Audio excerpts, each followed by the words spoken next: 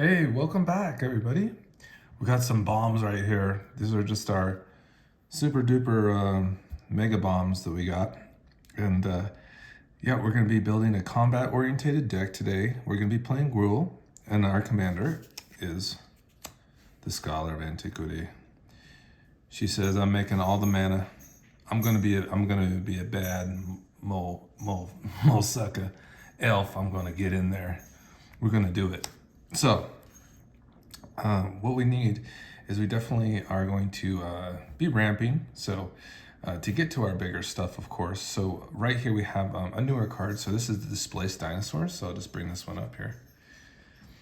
So a 7-mana dinosaur, creature dinosaur, Displaced Dinosaurs. As a historic permanent enters the battlefield under your control, it becomes a 7/7 dinosaur creature in addition to its other types. So artifacts, legendaries, and sagas are historic. So even our treasures become 7/7 dinosaurs. Pretty amazing stuff. Very powerful. This was an uncommon from Doctor Who. I think it's kind of went down a little bit in price, but of course, still a very interesting card regardless. Next one on the list is Italia. I think people slept on this one for a while. This was a rare that hovered like around $5 at one time. And it's kind of steadily gone up in value. I believe it's like a $20 rare now for March of the Machine. It's a 5 colorless, 2 red, Italia Primal Conqueror. Is a legendary creature, an elder dinosaur, Trample. When Italia Primal Conqueror enters the battlefield, each player exiles cards from the top of their library. Until they exile a non-land card, you may cast any number of spells from among the non-land cards exiled this way without paying their mana costs. For 9 and colorless, transform Italia. Activate only as a sorcery. So let's go ahead and transform this guy. Ooh. Italia the Primal Sickness. Trample, indestructible. Whenever Italia Primal Sickness deals combat damage to a player, they get that many poison counters. So if they have no blockers, they just lose the game because they'll have over 10 poison. So very interesting card, very strong, of course. The enter the battlefield trigger is especially powerful, where it enters and then you get to exile the top card of your opponent library until you exile a non-land card, and then you get to cast that spell for free.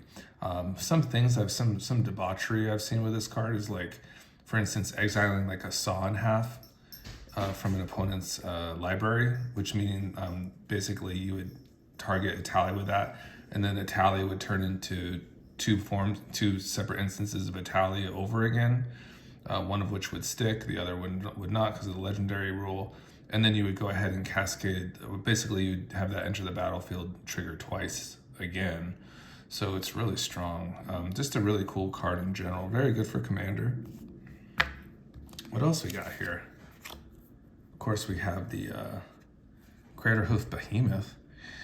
That's a 5 colorless, 3 forest haste. When Craterhoof Behemoth enters the battlefield, creatures you control gain trample and get XX until end of turn, where X is the number of creatures you control.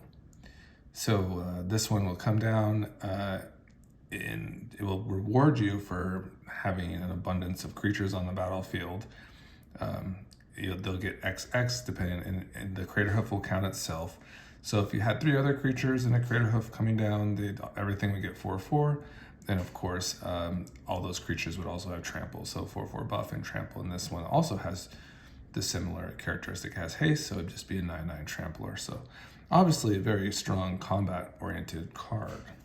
Additionally, I think the Boring Collects is just, if you're gonna be playing some big baddies in your deck, which we have like a nice abundance of Gruul baddies, that'll probably what I'll be titling this deck as Gruul baddies.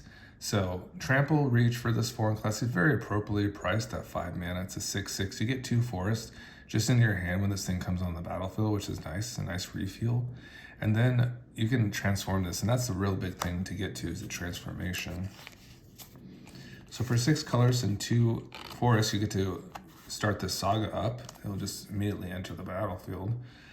And as a saga enters and after your draw step, add a lore counter.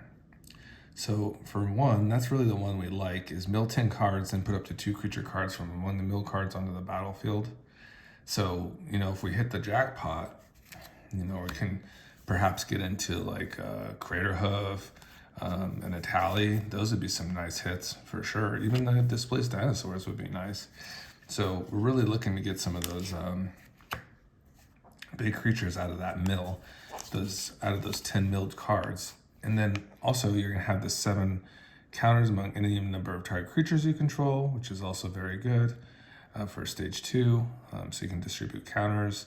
And then for 3, until in your turn you control, gain colorless 1. This creature fights target creature you don't control. Very strong chapter 3, really, where you can just like basically fight all your opponent's your creatures with your big, stronger things and kind of clear the board up. So very good card, of course. War and Collects. All right, well, because we're on the topic of, very strong creatures, we're going to talk about basically some of our primary win cons that we're going to have. So let's talk about some of our extra combat steps. So for instance, if we're going to be playing extra combat, Aggravated Assault, of course, is just a very good entree into that.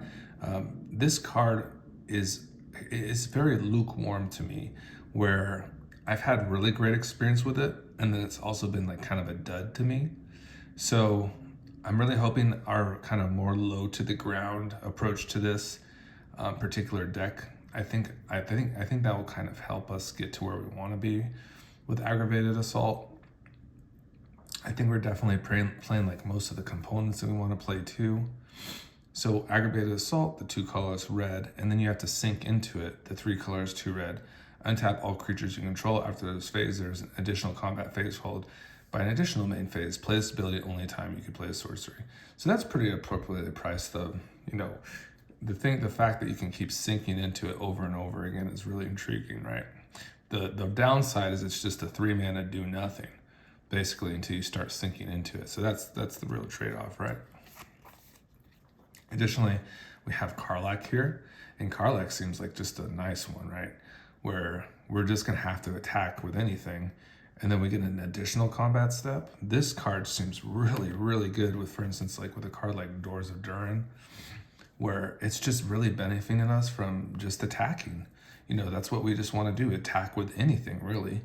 So like a Doors of Durin, whenever you attack, scry 2, then you may reveal the top card of your library. If it's a creature card, put it onto the battlefield, tapped and attacking. Till your next turn, it gains trample if you control a dwarf and hexproof if you control an elf. So with the Doors of Durin and a Karlach, we're just going to be triggering the doors twice, where we're going to be really kind of filtering through our deck and getting those attack triggers. So it's really awesome. So this is going to be phenomenal, very appropriate price too for like 5 mana. The first strike is just a bonus, right? When a creature's attack. This will be a fantastic card for the Aggravated Assault, the Savage Ventmaw, where we can just attack with a Savage Ventmaw and kind of sink into it and just attack over and over again. It's going to be definitely a good win con here. Additionally, the one that goes side by side with that is the Hellkite Charger. Definitely a combo card. This one you have to sink in 7 mana whenever it attacks. And if you do so, then there's an extra combat step. Additionally, this one is really nasty.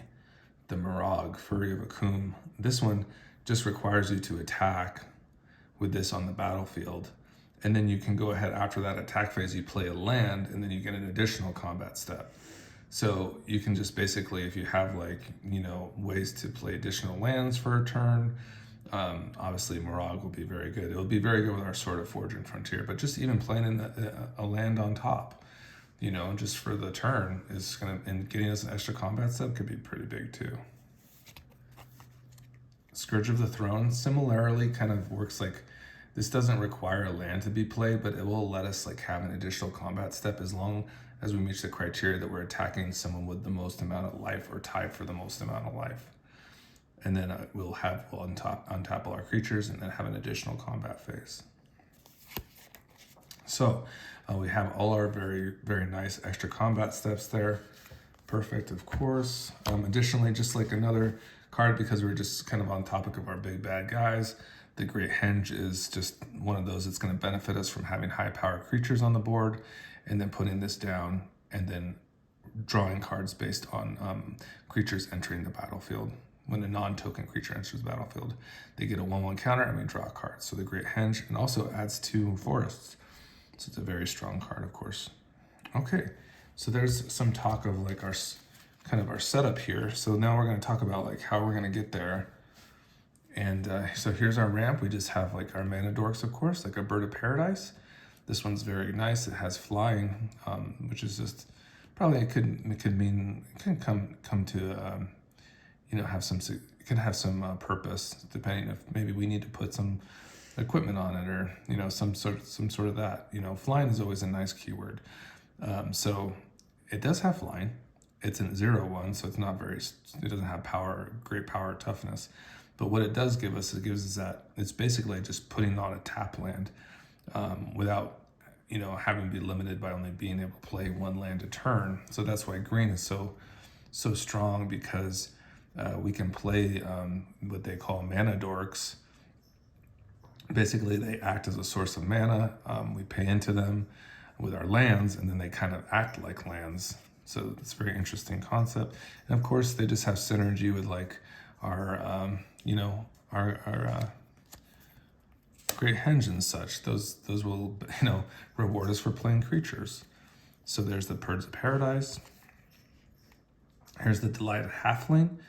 This one's a nice one because it lets our legendaries like be uncounterable, and it also has some nice toughness. Like usually mana dorks are like 1/1s. They usually have like they're not really able to block effectively, and the Delighted Halfling can survive certain things. So it gives it like even like an Orcish Bowmaster, right? So Delighted Halfling kind of meets that requirement. It's a very good card, right? Additionally, excuse me. Woo! Oh, the cherry blossoms are out in Las Vegas. Woo! Excuse me. Woo! All right, I'm back. Here's the Finhorn Elves as well. That one is also just a mana dork. And in terms of like how many mana dorks do I want to play?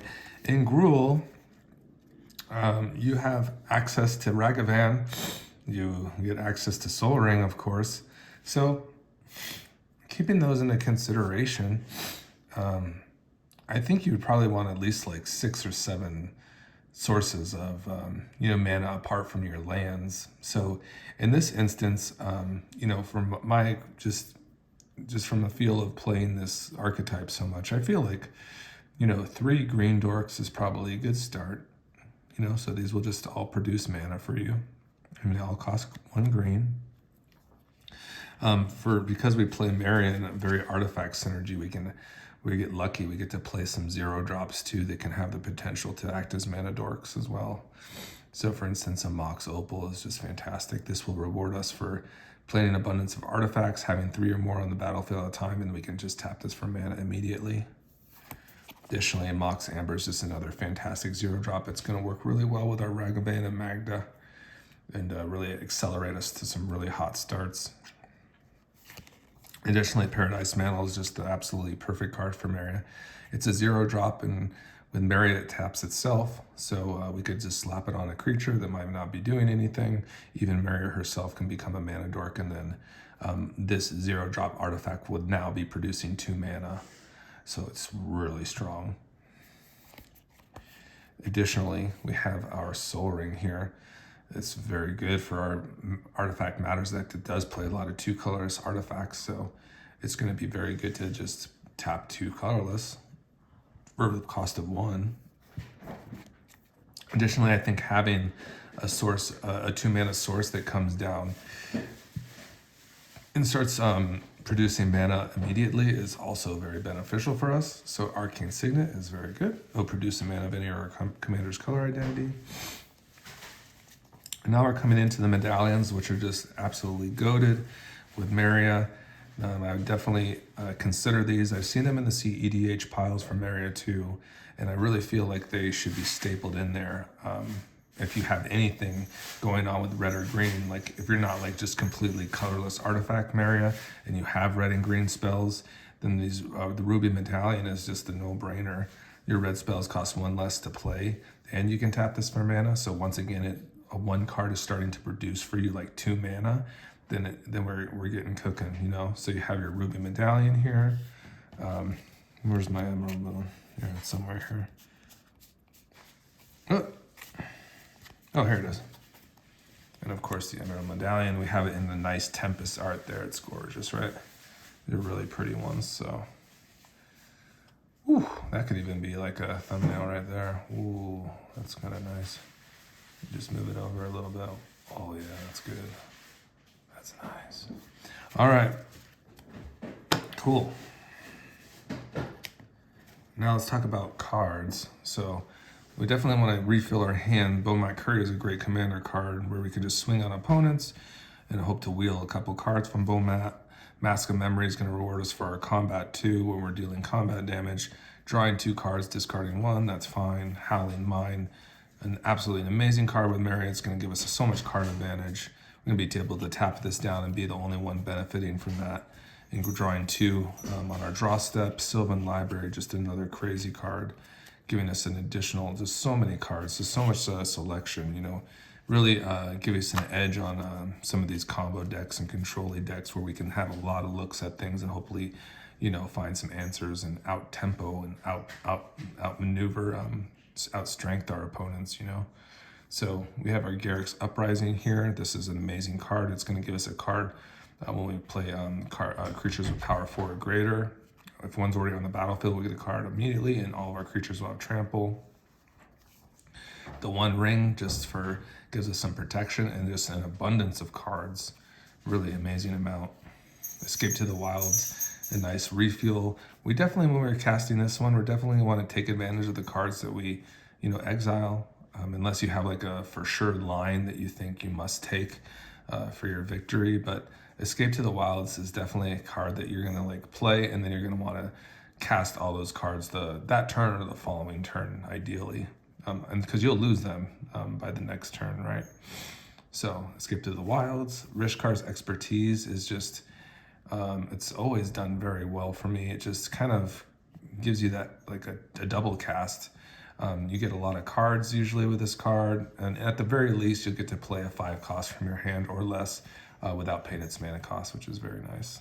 Last March of the Ents, the Uncounterable spell, which will give us probably a good amount of cards, and then we can play creatures from our hand without paying their mana costs for that turn. So you can kind of select which ones you want and get them on the battlefield. And then Tooth and Nail, this is like our combo card where we're gonna look for that, you know, Old Gnawbone and Hellkite Charger, and we're gonna just try to combo off and get our extra combat steps.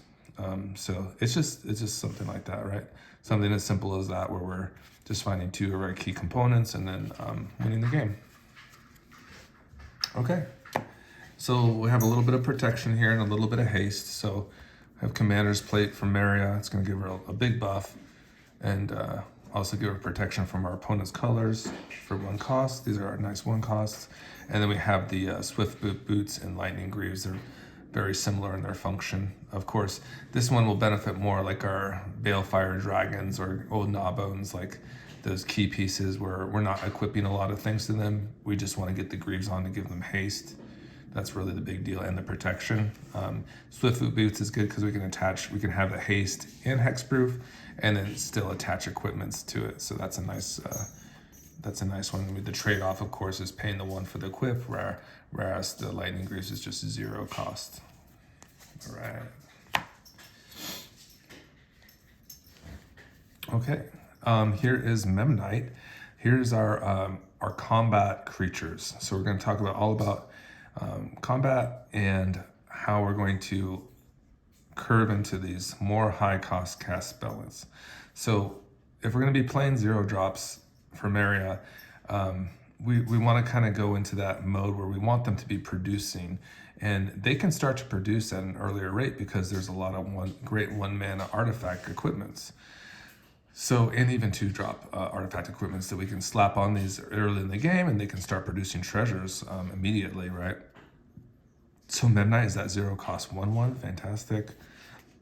Ornithopter 0/2. Thing about this one's a nice flyer. The 2 toughness is nice as well. And there's all 0 drops so far. They won't cost anything to cast.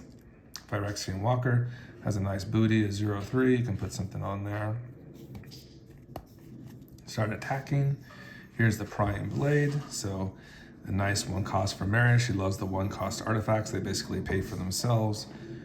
Equipping the 2, that's a little bit of a higher price, but again, it helps to pay for itself on most occasions. So put this on one of our 0 drops. We'll be getting going there. Beamtown Beatstick as well. So there's that.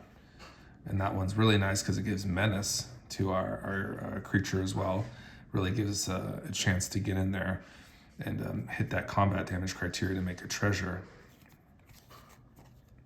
Goldvine Pick. I love the colorless equipments a lot just because they're just so easy to cast with Meria, and then they can like pay for their own equips. This one also gives a 1/1 buff to the creature it's attacked to. Then we have Ragavan. So I just was showing you those 0 drop kind of artifact creatures that kind of, you know, really get our equipments going there. The flyers are especially good, to be honest. Here's Ragavan. Nimble Perforer is a good kind of accelerator for us. They all deal with combat damage, so we want to be swinging on that open opponent and then deriving the benefit of giving the treasure. Teeth and Wormlet, I think is going to be fine. It's going to really kind of balance our Sylvan library as well. This is going to give us so much life with all the treasures that we can make, and even with the 0 drops, you can start forming a stronger creature too. So, you know, if we decide to use those 0 drops for mana, the 0 drop creatures for mana, then maybe we want to utilize the Wormlet, who's going to be getting stronger. It's going to have Death Touch. People are not going to want to block it. You know, that's going to really kind of be the trade-off there. And it will also give us a ton of life. This thing might not look the best on curve, and it might not synergize completely in terms of making mana. Like if this was an artifact worm, this would be like the most amazing creature from Meria, like in the entire universe, but that's not the case, right? So just the Teething Wormlet in itself, though, is gonna, you know, it's gonna grow, and it's gonna gain us a lot of life. All right, another hasty person here. The Rabbit Battery will help give us haste to one of our creatures, which is nice. It's just a nice 1/1 there. Hope of Girapur for a little bit of protection. Also, the fact that it's a flyer can help us get into. We might want to put an equipment on there and have it start generating treasures for us. So the Hope of Girapur is nice. Flyer, love it. For 1 mana, Lizard Blade, 2 mana, Double Striker. These are so effective. Like these are the 2 here I have lined up for you to check out. Here's the Lizard Blade and Phyrexian Dragon Engine. Both Double Strikers. And why do we want to play Double Strikers? Well, we have these cards, of course. The Sword of Fortune Frontier, which are, you know, this is one that really benefits from you slamming in a couple times. Even once is good, but when you start putting this on a Double Striker, you know, you're going to get in those 4 exiled cards to look out and be able to cast that turn, and then play an additional land for each of those times you hit in. So you're just ramping, you're getting a lot of looks, you're getting that buff, you're getting a lot from the sword. So it's a beautiful card for us, of course. And we'll be fine on a Lizard Blade or a Dragon Engine. Sort of Force and Fire and Ice is a little bit similar. You miss that ramp, but you can have a little removal too, which is really nice. It's kind of sneaky removal. And you get a card each time you slap in. So really good for our combat. It's really strong, right? Really strong stuff there. Additionally, like those Lizard Blades, and we kind of already went over, but Lizard Blades is going to be so good with these like double strike artifacts that benefit from combat damage. Like, you know, hitting in with a Goldvine Pick, it's just going to net us 2 treasures, you know, with a double striker. So it's just really strong stuff. If we're making an abundance of treasures and we're playing like that Mox Amber, we have some synergy with that. You know, Magda's a good choice. We can go fetch up a nasty dragon or even one of the artifacts we want and just put it on the field. Seems good to me. And if we're going to be doing a lot of combat damage, we should probably have Professional Facebreaker because it's just going to, each time we hit in, it's going to let us, with a creature to one of our opponents, it's going to give us a treasure. So if we swing to multiple opponents, we can derive even more triggers from it. And if we're double striking, then we're just making a lot of treasures, right? And we can make a ton, and that's what we want. And then even with the Facebreaker, you can sacrifice treasures to get looks at the top of your library. So it's really good. Additionally, Fable and the Mirror Breaker, just more treasures, more synergy with the Kiki Jiki Shaman flip that we get. The transformed version that copies creatures, non-legendaries, is very good. Goldspan is just the ultimate treasure dragon. So let's go with Goldspan here. We're going to give Goldspan a chance at that 5 spot and let it kind of take the game away. Ancient Copper Dragon, just another crazy treasure card where, if we hit this one with the Doors of Durin, like on an earlier turn, we're going to have a very strong hold of the game. Old Gnawbones, fantastic too. Just once again, the combat damage we deal, based on that, we get so many treasure tokens. So I just have the whole treasure package here. We have all the cool, relevant treasure cards. So that's it there. If you want to just kind of look at kind of our kind of treasure package / creature package, this is kind of what we're working with here. So pretty nice variety and definitely appropriate. All right, let's talk about removal. Lots of removal, okay? And I think we kind of had even the Sword of Fire and Ice, just looking at that. That could probably even slot in as like, I consider removal, right? Some 1-for-1 removal we have like the Haywire Might. It could act as mana, but if we need to, we can use it to remove or exile, yes. Target non-creature artifact or non-creature enchantment. What an amazing card. Vandal Blast is just that one where you're going to overload it and maybe set opponents back a few turns, so it kind of slows things down, kind of equalizes the playing field a little bit. Legolas's Quick Reflexes. This is the one where you can go ahead and protect a creature. You can't put anything else on the stack, and then if that creature becomes tapped, it deals its power to another target creature. So if you do it during your turn, for whatever reason, maybe you wanted to remove something, I guess, or you could use it on that, or otherwise you can just use it as a protection spell. So it's kind of multifaceted. I do dig it. It's a cool one. If you had like a creature that was like like a mana dork, like Sylvala, that would work really good with like Sylvala. I don't know if we're playing Sylvala in this deck or not. Kind of still like curious about it. I mean, that would be kind of an amazing interaction to get 2 like mana productions out of Sylvala, but we'll see. I'm really prioritizing removal at this time. So Lightning Bolt, just for that 1-for-1 removal. It's very strong for those 3 toughness creatures. Shadow Skull Smashing can hit up to 2 creatures at a time, or just a single one. You can kind of divvy up the damage based on that. It can also act as a land, which is nice. Umezawa's GT is like some really interesting like kind of removal where if we're like hitting in, we can take out creatures. We can remove the charge counters and give a creature like -2, -2. If we're hitting with combat, double strike damage, we can give something -4, -4, which is actually pretty big. So the GT is nice. It has a really appropriate cost for us. The 2. And the 2 equip is very nice. Chaos Warp is that nice red removal where we're hoping our opponent will just get a land out of the exchange or something useless like a counter spell. Beast Within will give our opponent a 3/3 green creature beast token in exchange for removing whatever we removed, and it can remove any type of thing. So it's really can help swing games. A game-winning card, I would say, is Beast Within, right? Tyrant's Familiar. This is the one. It's so nasty. Every time I've seen it, it's just does everything it needs to do. Like it takes out problematic things. It's just the MVP. It's an all-star. Additionally, Cityscape Lover is like similar, like where it just does the job like every time. Takes out something problematic, comes down and continues to be oppressive. It's a really good card. Additionally, we have Spiteful Banditry, so we're talking about more like global board wipes. So a card like Spiteful Banditry that we have to sink in a little more mana, but we're going to get a treasure out of it each time a creature dies on our opponent's turn, so could be a little bit of ramp for us. Additionally, Blasphemous Act is just that one that's going to take everything out. A lot of creatures going to be on the battlefield. We can go ahead and take the board out and try to build back up. Then the Balefire Dragon, this is just a devastating card for an opponent, especially if they're playing creatures with 6 power or less, because you'll be able to swing into them and then all their creatures will be gone. So it does damage to the creatures when when it connects with the opponent. Very strong card. And there is our removal suite. Additionally, we're playing, I believe we're playing 31 lands total. So lower land count, we are playing a lot of 0 drops. Even like an Urza Saga is kind of like mana ramp too, because you can like go fetch a Soul Ring or something else that's going to help us ramp one of our 0 or 1s.